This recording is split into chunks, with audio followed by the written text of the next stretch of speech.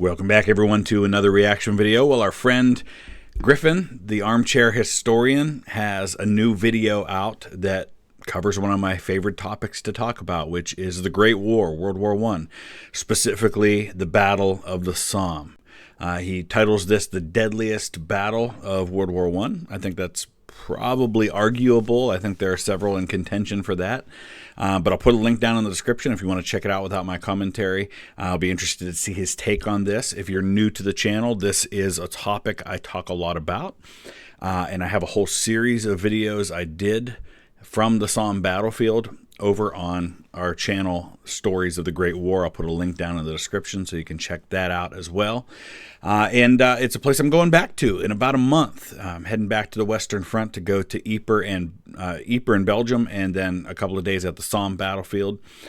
So I'll be shooting some more content at those sites, and I also have some that I recorded last fall that will be going up soon. All of that, all of my original content concerning World War I is on Stories of the Great War, so that's where you can check that out. But let's go ahead and dive into this one.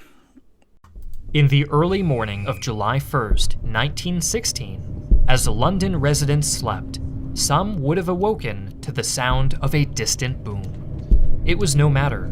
London was a raucous city. Many would have gone back to bed, trying their best to ignore the faint reverberation. Across the English Channel, however, near the River Somme, what Londoners perceived to be a distant rumble was in fact a cacophony of destruction. The deadliest day in British military history had begun. Yep. We made a companion episode covering British tanks in World War I. More information at the end of this video.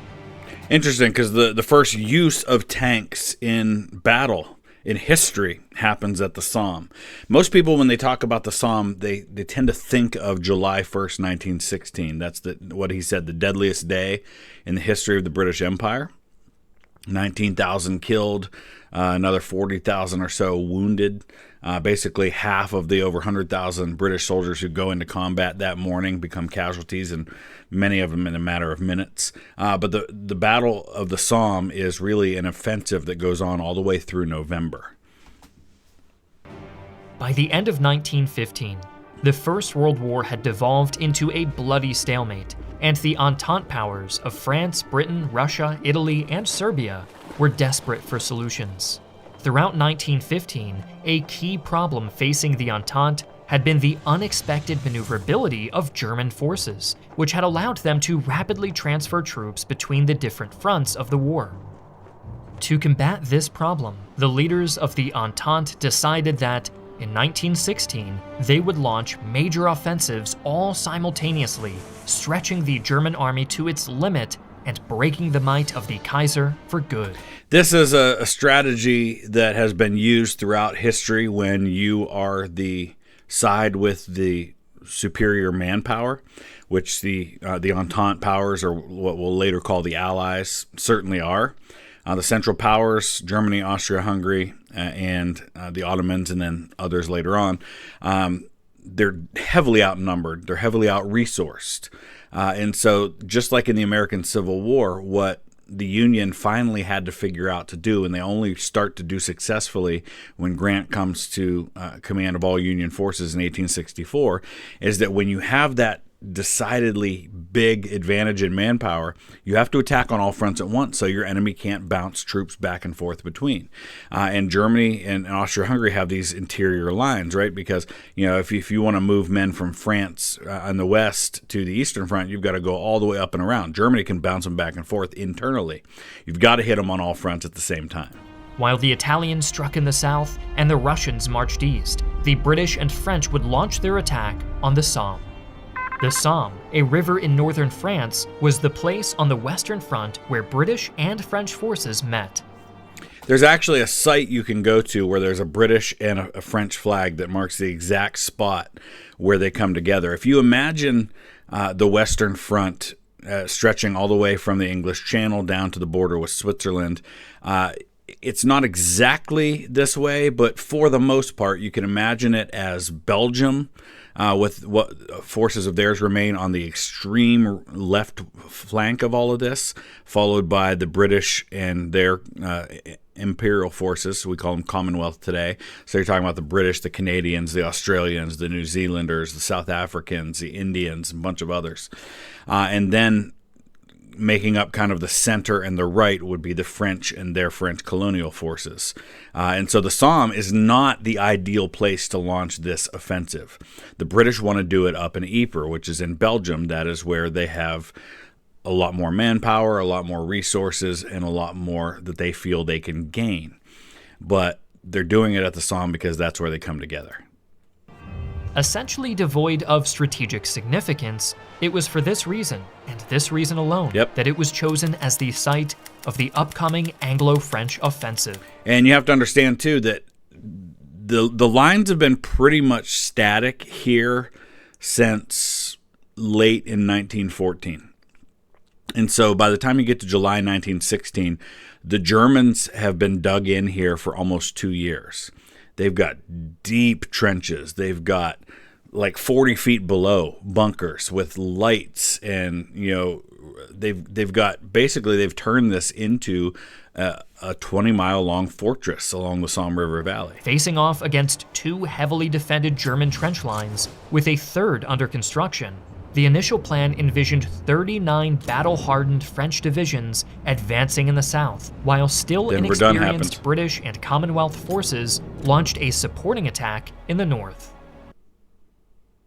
Though theoretically sound, this plan assumed that the Germans would not launch an offensive of their own. And that was a reasonable assumption, because the Germans hold most of Belgium, they hold a nice chunk of France, and most people believe that it's on the Allies then to be launching the offensives to take back that territory. They're not counting on the fact that Falkenhayn's going to launch this massive offensive at Verdun. In this regard, the Entente guessed wrong. In February of 1916, the Germans unleashed a massive assault on the French fortress city of Verdun. As more and more French troops were drawn into the resulting whirlpool of death, the number of French divisions allotted to the upcoming Somme offensive dropped from 39 down to 12. Huge. The Entente's major offensive would now be a primarily British affair. And this is huge, because this completely changes the nature of this. Now the British are launching the attack. This is not where they want to attack in the first place. Now they're the ones carrying the brunt of this. And it should have caused them to rethink the entire offensive and rethink the entire strategy. But at this point, they're locked in and they're moving forward with it. They've been planning this thing for months. Despite this change of plans, British commander Sir Douglas Haig was optimistic. After all, the ongoing Battle of Verdun had placed an enormous strain on the German army.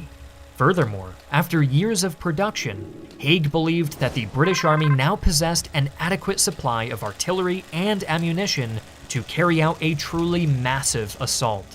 And they also have now this, what's called the New Army. It's Kitchener's army. It's the volunteers. Up until this point, the British Empire throughout history had used a small but very professional army, the regular army. Most of that is wiped out in 1914 at places like Ypres. So now you've got this flood of volunteers, guys who are new to the military, these PALS battalions. That are going to come in and be thrown into the maelstrom of death and wiped out in a few hours. Against the advice of his more cautious subordinate, Sir Henry Rawlinson, Haig decided that British forces would seize the first 2 lines of the German defenses simultaneously. Yeah, Rawlinson commands the British 4th Army, and a lot of people put the Somme on him, and it's his fault, and they blame him. But people forget that this was Haig's baby. Maximizing their chance for a decisive breakthrough. Having learned the importance of artillery in previous campaigns, Haig sought to obliterate German positions at the Somme. While the Battle of the Somme raged on the Western Front in 1916, the 6th, 7th, and 8th battles of the Isonzo were also being fought along the Italian front. 6th, 7th, and 8th, and then there'll be a 9th, a 10th, 11th, a 12th. Isonzo is just a nightmare, and that's a discussion for another day, but my goodness. And thanks to the sponsor of today's video, the game. Isonzo, the most recent title in Blackmill Games' World War I game series, you can relive this fierce engagement in a fully immersive, historically accurate first-person shooter set in the Italian Alps during the First World War. Fight as either the Kingdom of Italy or the Austro-Hungarian Empire, and take up arms to secure victory in the mountains. Select from 6 distinct combat classes and choose from over 50 iconic World War I weapons. I have to say, I haven't played Asanzo yet, but I played the other games in the series. They're all really good. And historically accurate equipment and perks specific to each class. New class options can be unlocked by leveling up through battle experience and completing class challenges. Become a marksman to pick off soldiers from afar. Now that I'm at the age that I am, I'm going to be 47 in a couple months. I don't have the hand-eye coordination I once did. I used to play Call of Duty and be really good at it 10, 20 years ago. So I like to sit back and be a sniper and take my time and not have to react so fast anymore. Enemy lines with the assault class or issue tactical orders as an officer and battle among the scenic peaks, rugged valleys, and idyllic towns of northern Italy. Support our channel today and download your copy of Isanzo by clicking our link in the description below. In the week leading up to the offensive, more than 1,500 British guns slammed 1.7 million rounds into the German front line. Now, here's where it gets tricky, because if you are preparing an offensive, and the Germans knew, I mean, there's no secrets. You're preparing a offensive along a 20-mile front, they're going to know. Because you're digging mines. There's going to be 19 mines that are detonated on the morning of July 1st. Some of them big, some of them smaller, some of them massive. You're doing these daily artillery barrages, and then what happens is, one of the things you're trying to do with artillery is knock out the barbed wire so that your guys have places they can get through and get at the front lines. Well, then at night they just go out and repair the barbed wire, but the barbed wire is actually not really being affected by this in any significant way. And the Germans are down so far underground that they're not taking a lot of casualties either. So the artillery might have a psychological effect, but as far as doing real damage and softening the target, it's not having much of an effect. On the morning of July 1st, this bombardment intensified even further, and almost 250,000 shells were fired in barely an hour. Yeah, and what they'll do on the morning of the attack, in coordination with these mines they explode, is they do what's called hurricane bombardments, which is really intense, really heavy artillery fire that's precise on particular areas that are going to be some of the points that you're going to be attacking. Adding to the carnage, at 7:28 a.m., the British detonated 10 massive mines that they had carefully placed under the German defenses. I'm curious to know where he got the number 10 massive mines, because there are 19 mines, and I believe 8 of them are really big and the other 11 are smaller. I want to look this up to be sure here, because I've always understood it to be 19 mines at the Somme. Okay, so here's actually a list of all 19 of the mines. Now, the two most famous are the one at Hawthorne Ridge. That's the one that was filmed by Jeffrey Malins. We actually have actual video recording of that mine exploding. It's a massive crater there. And that one was almost 41,000 pounds. You have to understand, this isn't TNT. This is something called ammonol. I've seen YouTube videos where they buried 9 pounds of just regular gunpowder and exploded it, and it just kind of goes like that. They buried 9 pounds of ammonol and exploded it, and it's a massive explosion, just 9 pounds of it. So ammonol explosives are powerful. And so the Hawthorne Ridge redoubt is at Beaumont Hamel. There's YSAP. There's actually 4 of them here, the ones at La Boiselle. La Boiselle, Mash Valley and Sausage Valley, this is some of the furthest open ground that the British have to cover. And so on either side of the town of La Boiselle, they explode these mines, including the Lochnagar mine, which is a Scottish name, and they were primarily Scottish and Irish soldiers that were attacking there. And actually, that's one of the sites that I did a video on at the Somme, was talking about the Scottish footballers, these professional football players who had attacked there.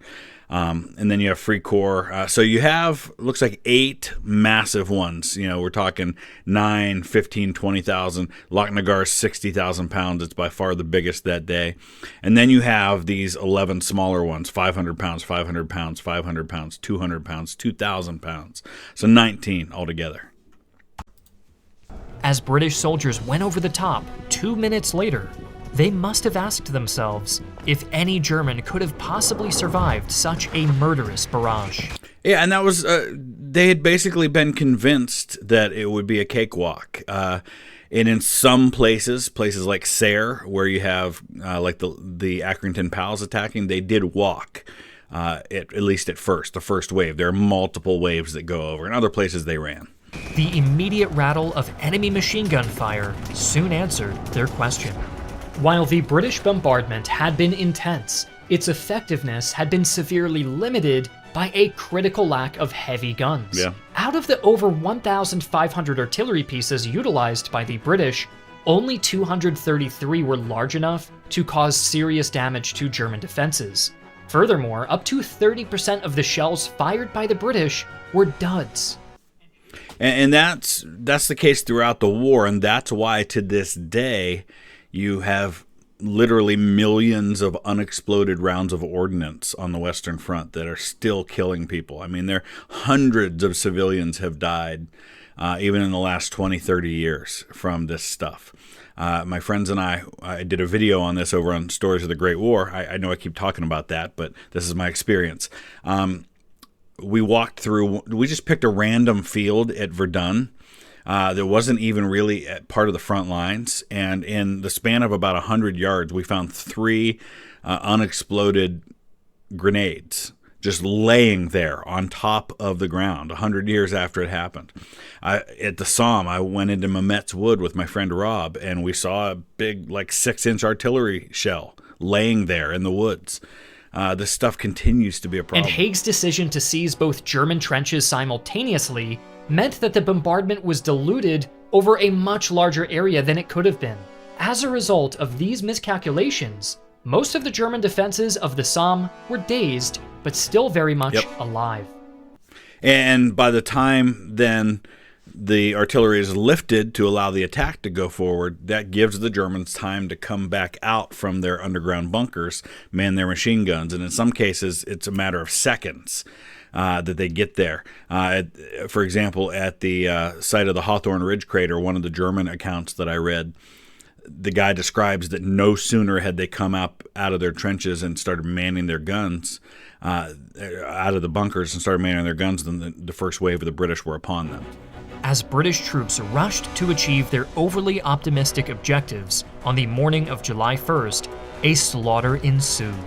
Laden with up to 60 pounds of gear, British soldiers struggled uphill to reach the German trench lines as machine gun and artillery fire rained down on them. That's a great point, too, is that in most locations on the Somme front, the Germans are on high ground and the British are attacking uphill. It's not the case every place. Newfoundland Memorial Park, where the Royal Newfoundland Regiment attacks, they're only called Royal after the war. It's a name they're given during the war for their fighting. They're actually going slightly downhill. With gaps in their own barbed wire cut too small, British soldiers were mown down in their hundreds as they bunched together, desperate to break through. In the first hour alone, the British suffered 30,000 casualties, with 500 men killed, wounded, or captured every single minute. Units such as the 1st Newfoundland Regiment lost up to 91% of their combat strength in a single attack. So the Newfoundlanders, I did a video on that one as well. It's a powerful, powerful place to visit. Highly recommend, if you ever get the chance, go to Newfoundland Memorial Park at Beaumont-Hamel. So they're not in the first wave. I think they're the third wave. By the time they're ready to launch their attack, they actually have to go over the top several hundred yards back of the front lines, because there are so many. You have to understand, there's multiple layers of trenches, and then the trenches are connected by what are called communications trenches. And so to get from, say, the third trench line to the front line, you have to use the communication trenches. Well, there were so many dead and wounded in the communication trenches that they couldn't go to the front line to go over the top. So they had to go over the top quite a ways behind. And so that meant they were under fire much further back. And you go there today and you look and you realize they didn't even make it halfway to the German trenches where they suffered 90% casualties. It's absolutely absurd. In the Devonshire Regiment, 159 men were killed by a single German machine gun. That's another powerful story. The Devonshires, many of those Devonshires were buried in the trench that they started the attack from. And if you go to the Devonshire Cemetery, they're buried in that trench. And there's a sign there that says, "The Devonshires held this trench. The Devonshires hold it still." And I read a poem there at the Devonshire Trench from one of their officers, who it's one of the most incredible things I've ever read. He wrote it as he contemplated the attack, and he's basically talking about all of the things in his life that up until that moment he had taken for granted, like the sunset, and how now, only now, as he's about to die, does he recognize how much he should have appreciated those things. And he talks about, "Help me be a man, O Lord." And then the very last line is, "Help me die, O Lord." And powerful stuff. Noel Hodgson was his name. And one of their officers, my friend Rob did a video on this, saw this one particular machine gun and was really concerned that they take that out or it was going to cause problems for them. And that's the very machine gun that I think he's referring to here. Amidst the Armageddon, however, there were some successes. In fact, south of the Bapaume Road, British forces actually achieved a majority of their objectives. Even further to the south, the French were also remarkably effective, capturing all of their objectives and taking 4,000 German prisoners without even having to call in their reserves. And this makes you wonder then, had this attack gone as originally planned with 3 times as many French divisions, what could have been the outcome? Because they made successes that day with the limited number they had. Now, granted, the fact that the German lines were pushed back here might have something to do with the fact that so many of their men had been sent to Verdun. And so if the French had had more men available, maybe the Germans would have had more men available too. But these are just some of the things that you wonder. The successes in this region of the battlefield can be attributed to weaker German defenses, more effective French artillery, and innovative tactics. Despite these accomplishments, the first day of the Somme had been a cataclysmic failure. For the cost of 57,000 British casualties, Haig had still failed to achieve the majority of his objectives. And just as always, I have to point this out because people get this wrong so often. 57,000 casualties does not mean 57,000 dead. That's the dead, which is about 19,000, the wounded, those who may eventually die of their wounds, and those who were captured. It's any soldier who is no longer available for service on that day. Though the true scale of the slaughter slowly became known to British commanders after several days, the offensive itself was never reconsidered. As the French bled at Verdun, it was of critical importance that the British keep up the pressure on the Germans. The Battle of the Somme would rage on. In the aftermath of the first day, both the Germans and British attempted to consolidate their positions at the Somme. For the Germans, this meant pulling men and materiel from Verdun, reinforcing their already strong defensive positions. And this is a great point too, is that Verdun starts to the tide starts to turn for the Allies as it goes on. The Germans really kind of reach as far as they're going to get in the summer in Verdun, and then they start to lose some of that ground. And despite how horrible this first day is, by the time the Battle of the Somme's over, the casualties are going to be pretty even on either side, because you get into September with the tank attacks, and you get into November, and a lot of these areas that they were supposed to take all the way back in July, they finally take. By July 10th, French intelligence concluded that the German defenses were stronger than they had been at the start of the battle. British attention, on the other hand, was focused on preparing for a second offensive, slated for July 14th. Learning from their mistakes on the first day, this attack would have much more limited objectives and take place over a much smaller front. That's a great point, because the objectives were pretty well absurd. They weren't just going to break through the front line. Like some of these units, like the Manchesters over by Mametz, they had like 3 lines of trenches they were supposed to take. They were supposed to advance several miles on the first day. It was really, in hindsight, pretty ridiculous to ask that of them. The lead-up to July 14th was hardly quiet at the Somme. German tactical thinking insisted on retaking every inch of lost ground with bloody counterattacks. And this is the idea of bite and hold if you're the British. It's bite, in other words, take some small gains, consolidate your position, and then dare the enemy to take it back. And British forces launched disorganized attacks of their own in an attempt to secure more favorable positions to launch their offensive from. When the second major British offensive at the Somme finally came, it was preceded by a whirlwind bombardment, followed just minutes later by a massive infantry assault. Though the overall strength of the British bombardment on July 14th was smaller than the one at the beginning of the battle, British artillery power was concentrated over a much smaller area of the front, meaning that every square yard of German defenses received 5 times the number of shells than it had 2 weeks prior. And you can do this now because you're not having to hide the fact that you're attacking. The Germans already know it's coming. You don't have to hide where you're attacking because the Germans have a pretty good idea where those things are happening. At Sir Rawlinson's insistence, this attack was also launched at night. As a result of Haig and Rawlinson's adaptations, the attack on July 14th was much more successful than their first offensive, largely capturing the second line of German defenses for relatively few casualties. Nevertheless, the decisive breakthrough had not been achieved.